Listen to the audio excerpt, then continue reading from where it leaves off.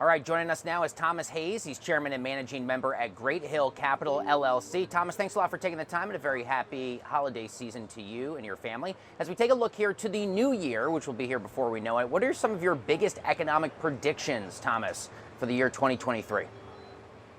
Well, I mean, not in the consensus, JD, and thanks for having me. I do think the economy will get slightly worse because of the lagged effect of the Fed tightening. And I think the stock market will actually get slightly better despite all of the pessimism in the market. If you look back at top-down expectations coming into 2022, the consensus estimates had the S&P at 5,264, and here we are at 3,800. So the consensus tends to be wrong. And for next year, the consensus is very pessimistic, just the opposite of last year when they were optimistic. Consensus is at 4,000 for the S&P 500. So I think there's going to be some upside moving forward. If you look at some of the historical facts that we pay attention to, like the presidential cycle, which is the 4-year cycle between elections, the second year tends to be the absolute worst year for stock market performance. And this one fit it to the bill in 2022 was a terrible year, worst since 2008.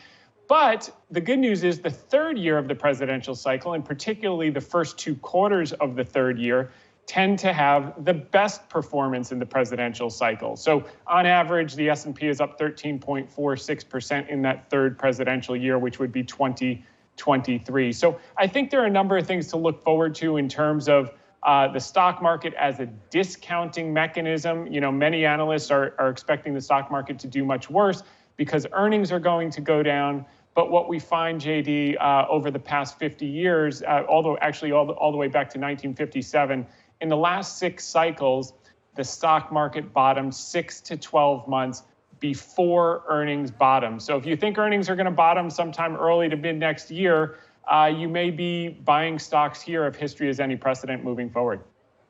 Thomas, just a quick follow-up with regards to the projections for the S&P for this time next year. Say around 4,000, that's got to be, what are we talking, 5-6% maybe at most in terms of, correct.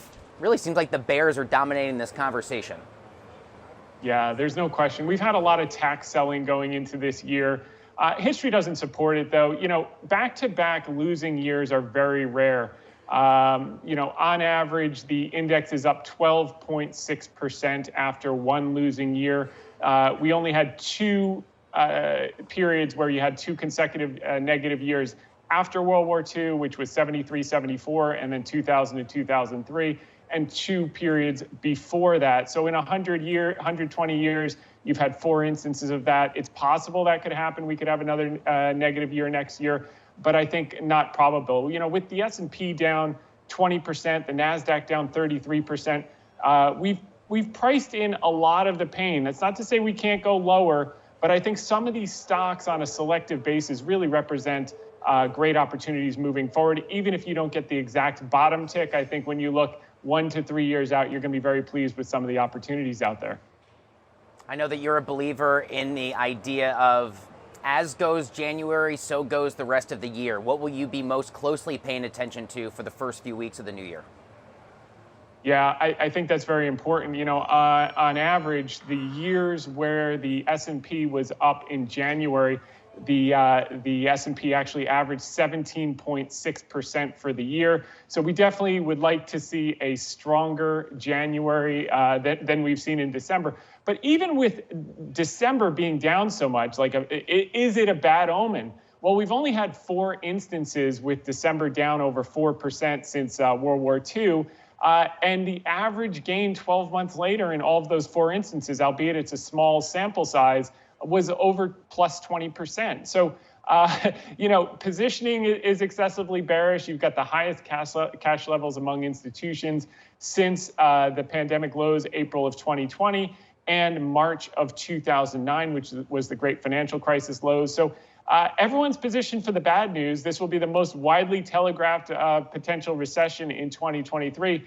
No one's positioned for any good news. And if you actually look at the reopening in China, it's going to be a little chaotic for the first weeks and maybe even a couple of months. Some factories will have to shut down, et cetera. But I think moving forward, what analysts are underestimating is the government has set the GDP target for 2023 at 5%, and they're putting the monetary and fiscal stimulus behind it to make that happen. The reason any stimulus they did in 2022 did not work was because people were locked up with shutdowns. Now that that's a thing of the past, as they get what will be basically herd immunity over the next weeks and months at the pace that people are contracting the virus, we could see massive growth from China, and we believe a rising tide can lift all boats, and not only will help China stocks, but will actually help European stocks and could help S&P earnings in a material way. There's no doubt, you and I both know there's a lot of doom and gloom out there. Yet here, Thomas, you sound to be pretty optimistic. I wonder what you think some of the most frequently overlooked components of either individual data pieces or big sweeping macroeconomic trends that you seem to be paying attention to that maybe a lot of other analysts out there are missing. Well, most analysts on the sell side get paid for being within the consensus. There's no upside to being an outlier outlook on the sell side. On the buy side, the only way you can outperform is to take non-consensus views and have the time horizon to work out and to be right. And that's why, while everyone's been dumping China for all of 2022, we've been building up positions in China. And as a matter of fact, as you look at Alibaba, just since its October lows, is now up 50% off the lows. KWEB, the China Internet ETF, no one wants to touch it with a 10-foot pole. Well, it's up 70% in the last 2 months off of its lows. And we think these are some of the stocks and some of the areas that are just getting started with the reopening, with the stimulus, et cetera, moving forward. And if you look back throughout history, JD, we actually think, as much as we think the S&P could do better than most people are estimating, we think emerging markets is going to outperform developed markets in 2023 and 2024. And particularly because what you've seen in the last 2 months, after the dollar went parabolic in the first half of the year, up 20%, it crashed emerging markets, it crashed China. What we've seen in the last 2 months is the dollar has rolled over 10%. And in periods where that's happened historically, it's been very, very good for emerging markets. Take 2002 to 2007, dollar came down off a parabolic move. Emerging markets were up 480% over 5 years. From 2009 to 2011, same thing happened. Emerging markets were up just under 200%. 2016 to 18, emerging markets up 100%, and 2020 to 2021, also just under 100%. So with that weak dollar, that favors emerging markets, and we think that's going to be an area to get outperformance in 2023 and 2024.